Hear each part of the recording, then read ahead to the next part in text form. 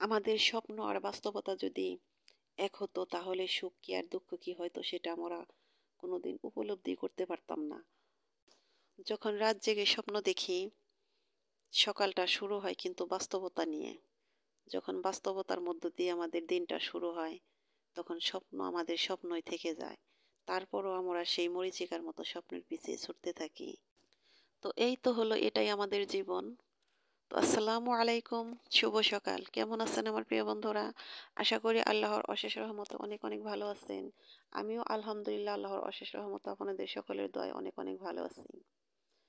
তো কাছে দূরে দেশ বিদেশে যে যেখান থেকে আমার এই ভিডিওটা দেখতেছেন, এই মুহূর্তে আমার ভিডিওতে যুক্ত আছেন, সবার প্রতি রইল আমার আন্তরিক ভালোবাসা ও শুভকামনা। তো বন্ধুরা, এই তো দেখুন আমাদের উঠানে নতুন ধান এসে গেছে। অনেক সুন্দর ধান হয়েছে। এটা যে কি ধান এটা কেউ বলতে পারতেছি না, এটার নাম জানি না, সবাই ধান নিয়ে ব্যস্ত।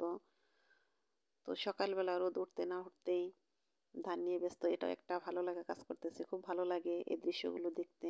এই কাজগুলো করতে আমার খুব ভালো লাগে, আমি খুব পছন্দ করি। এই তো দেখুন, এই যে ধানগুলো এত সুন্দর, মানে এত চিকন সুন্দর সুন্দর। বুঝতেছি না এই ধানগুলোর নাম কি। তো আমার চাচা শ্বশুরকে জিজ্ঞেস করতেছি, ছোট আব্বা এটা কি ধান? তো আমার ছোট আব্বা বলতে পারতাছে না যে এই ধানের নাম কি, আমিও তো জানি না, এই বলতেছে। তো সবাই সুন্দর ধান নিয়েই করতেছে, আমি ওর সাথে সাথে একটু ওদের কাজটা করে দিলাম। তো এই ধানের কাজ করতে, গ্রামে যে কাজগুলো বাড়ির ভিতরে, আমার এই কাজগুলো করতে কিন্তু খুবই ভালো লাগে। এই কাজগুলো আমি অনেক করেছি, আমার বিয়ের পরে এই কাজগুলো আমি একবারে মাজায় কাপড় বেঁধে বেঁধে করেছি। তখন অনেক কষ্ট হতো, নতুন নতুন কোনোদিন তো করতাম না, কিন্তু এখন পারি, মানে এখন ইচ্ছা হয় যে এগুলা করি, কিন্তু এখন আর এগুলো আমাদের করতে হয় না। এগুলার কাজ এখন আর আমরা করি না অনেক দিন যাবত। তো যাই হোক বন্ধুরা, এই কাজগুলো করতে, এই কাজগুলো দেখতে আপনাদের কার কার ভালো লাগে আমাকে অবশ্যই কমেন্ট করে জানাবেন। তো আমি তো অনেক ভালোবাসি, আমার খুব ভালো লাগে। তো কাজগুলো আমি সকালে যে বাসি কাজগুলো করি সেই কাজগুলো আজ আমি আপনাদের সাথে শেয়ার করিনি। নিজের মতো করে করে নিয়ে তারপরে আমি ওদের সাথে একটু সময় দিয়েছি বাড়িতেই। তারপরে সকালে নাস্তা রুটি বানিয়েছিলাম, সেগুলো খেয়ে তারপরে একটু এসেছি আমার ঘরের কাজ করতে। আজকে ঘরটাকে মোটামুটিভাবে একটু গোছাবো মুছবো, সেগুলো আমি আপনাদের সাথে শেয়ার করতেছি। তো বন্ধুরা, আমি জানি না আমার ঘরের এই ভিডিওটা করতে গেলে কেন অন্ধকার আসে, আমি নিজেও বুঝতেছি না। তো কয়েকদিন আমি মানে এই ভিডিওটা করতে গিয়ে গিয়ে শুধু কেটে ফেলেছি, কারণ একদম অন্ধকার আসে। তো খুব খারাপ লাগে, সে কারণে আমি ঘরের ভিডিও বেশি আপনাদের সাথে শেয়ার করতে পারি না, দিতে পারি না, কিন্তু আমার মন চায় আমি দেই। তো লাইট দিয়ে তারপরে দেখেন বাহিরে কিন্তু ঝলমলে রোদ, একদম পরিষ্কার, তারপরে ঘরের ভিতরে জানি কেমনই, কিন্তু এমনি তো লাগে না, কিন্তু ক্যামেরার মধ্যে যে কেন অন্ধকার আসে আমি নিজেও বুঝতেছি না। তো এই তো আমি ঘরে হালকা পাতলা গোছগাছ করতেছি, এগুলো পরিষ্কার করতেছি। ঘরের ভিতরে ইঁদুর অনেক উৎপাত করতেছে। তো সারা বছর ইঁদুর এরকম করে না, কিন্তু কয়েকদিন যাবৎ এমন উৎপাত শুরু করেছে জানেন না, আমার ঘর ঝাড়ু দেওয়ার যে ঝাড়ুটা, সে ঝাড়ুটা পর্যন্ত কেটে নিতেছে। তো তার জন্য আমি সবকিছু একদম সাবধান করতেছি, বাহিরে কিছুই রাখার চেষ্টা করি না, সব ভিতরে যা যা ঢুকানোর ঢুকিয়ে রাখি। তো পাশে আরেক রুমে আছে আমার একটা আলনা।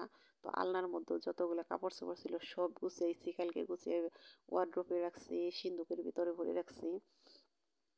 তো এখন যা আছে বাহিরে সব পুরাতন কাপড় চোপড়, ওগুলো কাটলে কোনো সমস্যা নাই। তো এই তো আমি ঘরটা যে মুছি, তো একদিন যদি হাত দিয়ে মুছি, আরেকদিন হলো আমি যে লাঠি মোছার সেই লাঠি দিয়ে মুছি। কারণ হাত দিয়ে মুছি কারণ আছে আশেপাশে উপরে যে টিনের বাটাম থাকে ওই সাইডে, তারপর একটু হাফওয়াল আছে, সেগুলা এই লাঠি দিয়ে মোছা যায় না। এই কারণে হাত দিয়ে যদি ঘরটা না মুছি আমার কাছে পরিচ্ছন্ন লাগে না। তো আবার হাত দিয়ে মুছতে মুছতে দেখা যায় কি যে ভিতরে যে খাটের তলায় ওইটা আবার হাত দিয়ে ওইদিকে আমি লাগুর পাই না, ওইদিকে মোছা যায় না। সে কারণে একদিন যদি হাত দিয়ে মুছি করে, আরেকদিন লাঠি দিয়ে মুছি, যে ওই তলা দিয়ে খাটের তলার মধ্য দিয়ে জানি ঠিকঠাক মতো মোছা যায়।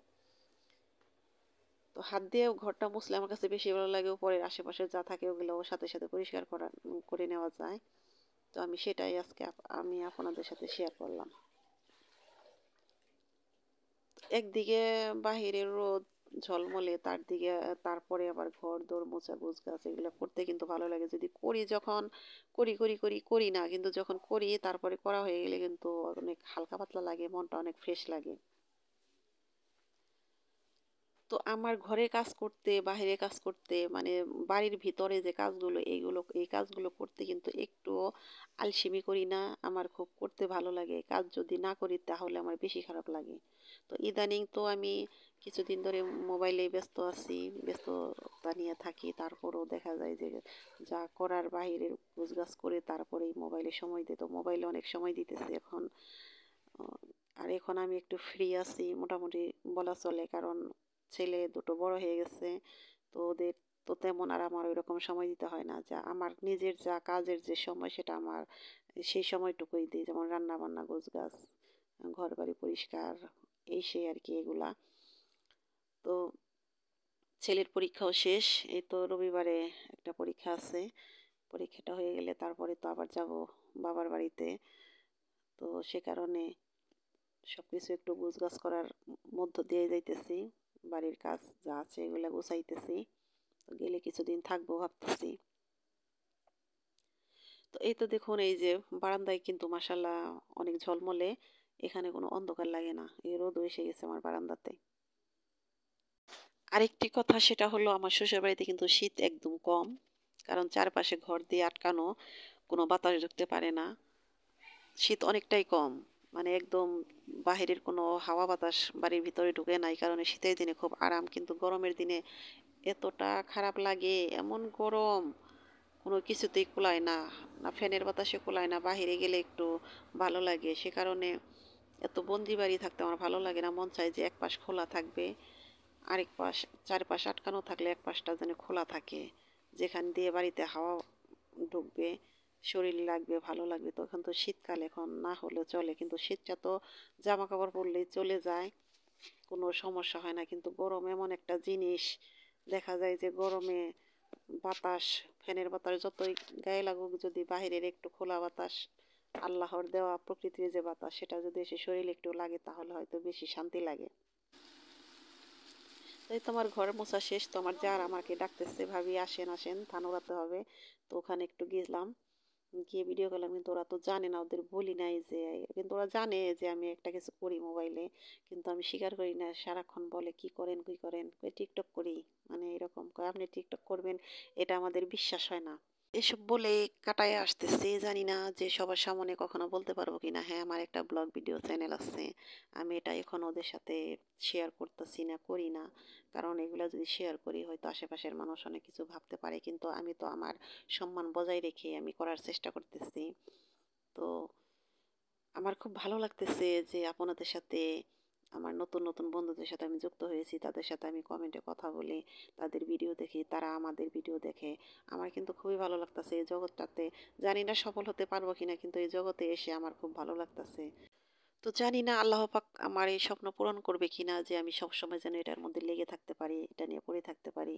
তো বাড়ির সমস্ত কাজকর্ম সব, আমার সংসারটা সামলিয়ে আমি যেন এসব নিয়ে আপনাদের সাথে মিলেমিশে থাকতে পারি। কিছু কিছু সময় মনে হয় যে কাছের মানুষ আছে, দূরের মানুষ অনেক ভালো, তাদের সাথে মিশতে, কথা বলতে আমার বেশি ভালো লাগে। নতুন নতুন বন্ধুদের সাথে যুক্ত হয়েছে। যদি এই ব্লগ ভিডিওতে জড়িত না হতাম তাহলে কিন্তু আমি আপনাদের সাথে যুক্ত হতে পারতাম না, আপনাদের সাথে কথা বলতে পারতাম না। আমার খুব ভালো লাগে, একটু শান্তি অনুভব করি। তো বন্ধুরা, কথায় কথায় অনেক কথাই বলতেছি, আমার ভিডিও প্রায় শেষের দিকে চলে এসেছি। তো ভিডিওর শেষের দিকে একটি কথায় না বললে নয়। প্লিজ বন্ধুরা, এখনও এই মুহূর্তে যারা ভিডিওটা দেখতে দেখতে লাইক দিতে ভুলে গেছেন, প্লিজ একটা লাইক দিয়ে দেন। একটা লাইক দিতে কিন্তু কারো কোনো সমস্যাই না। একটা ভিডিও যদি আমি দেখতে পারি তাহলে একটা লাইক দিতে কোনো সমস্যাই হবে না, এটা আমি মনে করি। আমি তো যখন যার ভিডিও দেখি না কেন, আমি লাইক দিতে একটুও ভুল করি না। এই ভুল আমি প্রথম প্রথম হয়তো, কিন্তু এখন আর হয় না, আমি শুরুতেই লাইকটা দিয়ে দিই। তো একটা ভিডিও যখন দেখি একটা লাইক দেই, একটা কমেন্ট করি, সব কিছুই কিন্তু হয়ে যায়। ভিডিওতে ঢোকার সাথে সাথে কিন্তু এই কাজগুলো করা যায়, কারণ একটা ভিডিও দেখে তারপরে এগুলো করতে হয় না। দেখা যায় ভিডিওর শুরুতে লাইক, ভিডিও দেখতে দেখতে কমেন্ট, এগুলো হয়ে যায়। তো আমরা চেষ্টা করব সবাই সবাইকে সাপোর্ট করার জন্য। আর নতুন বন্ধুরা বলতেছি, প্লিজ বন্ধুরা, যদি আমার ভিডিওটা ভালো লেগে থাকে তাহলে সাবস্ক্রাইব করে আমার পাশে থাকবেন। তো আজকের মতো এখানেই বিদায় নিলাম। আল্লাহ হাফেজ, আসসালামু আলাইকুম।